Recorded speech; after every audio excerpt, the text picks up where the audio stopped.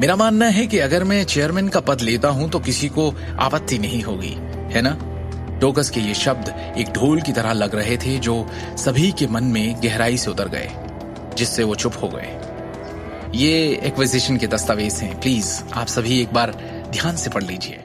इतने में वहां मौजूद सभी एक ही दिशा में देखने लगे और पीछे से करण निकलकर सामने आया।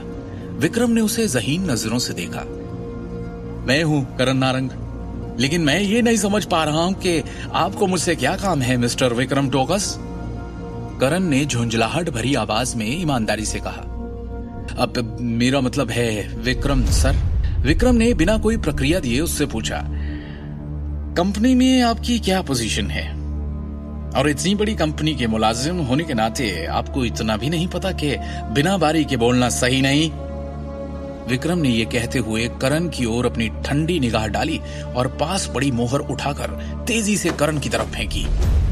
और जैसे ही वो सील करण के पेट से टकराई, उसके होश उड़ गए और उसे लगा जैसे उसे हथौड़े से मारा गया हो।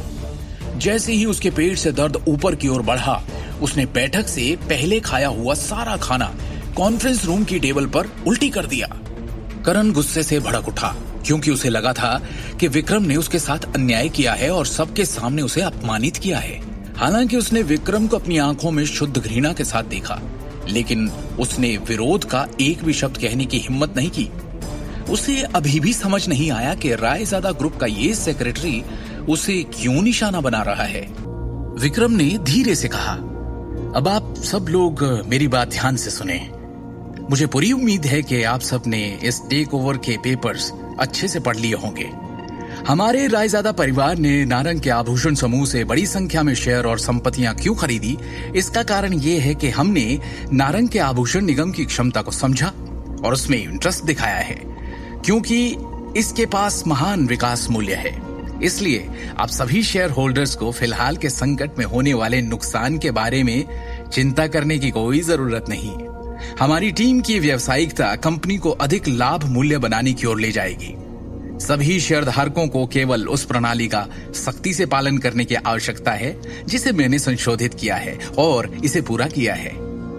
भविष्य में हमारा व्यवसाय निश्चित रूप से अधिक ऊंचाई तक बढ़ेगा, पहले से कहीं ज्यादा।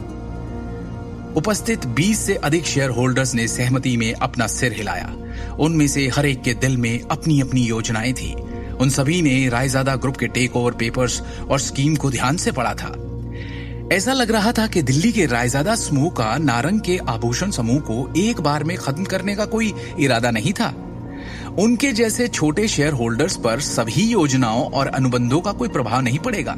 इस प्रकार वो अभी भी पहले की तरह प्रॉफिट में शेयर्स का आनंद ले सकते हैं। इसके अलावा इस योजना ने उन्हें परोक्ष रूप से रायजादा ग्रुप का हिस्सा भी बना दिया, जो अपने आप में बहुत बड़ी बात थी। वो ये भी देख सकते थे कि हालिया संकट स्पष्ट रूप से अजीत नारंग और करण नारंग की तरफ इशारा कर रहा था और उन्हीं पर लक्षित था। और इसका नतीजा ये होगा कि इन दोनों कार्यकारी निदेशकों को जबरदस्त नुकसान हुआ था।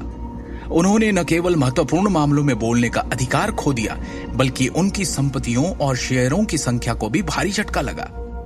वो अब तक सारी प्रेरणा और आशा खो चुके होंगे।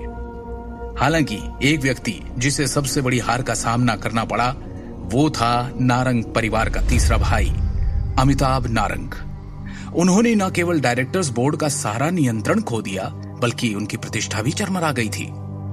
आज की घटना निश्चित रूप से दिल्ली शहर के पूरे व्यापारिक उद्योग में फैल जाएगी और उसे हंसी का पात्र बना देगी।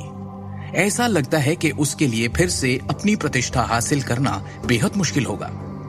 हालांकि अजीत नारंग और अमिताभ नारंग ने शुरू में बदसूरत भाव प्रकट किए, मजबूरी में सिर्फ एक मुस्कान दी और विक्रम की सराहना की और उसे बधाई देने के अलावा वो दोनों और कर भी क्या सकते थे।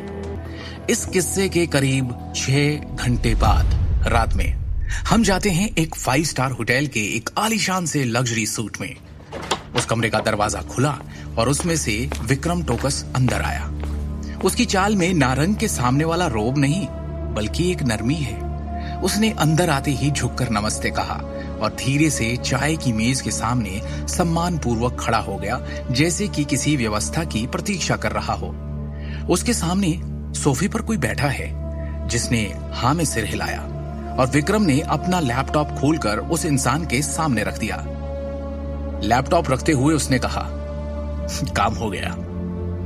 चाय की मेज पर रखे लैपटॉप पर एक वीडियो चलने लगा जो उसी दिन नारंग समूह की कंपनी की इमारत में हुई बैठक में जो कुछ हुआ था वही सब दिखा रहा था। आगे की कहानी जानने के लिए देखिए अगला एपिसोड सिर्फ पॉकेट एफएम के यूट्यूब चैनल पर और शिवम द हिडन वॉरियर के सारे एपिसोड्स को सुनने के लिए डिस्क्रिप्शन में दी लिंक से डाउनलोड करें पॉकेट एफएम ऐप।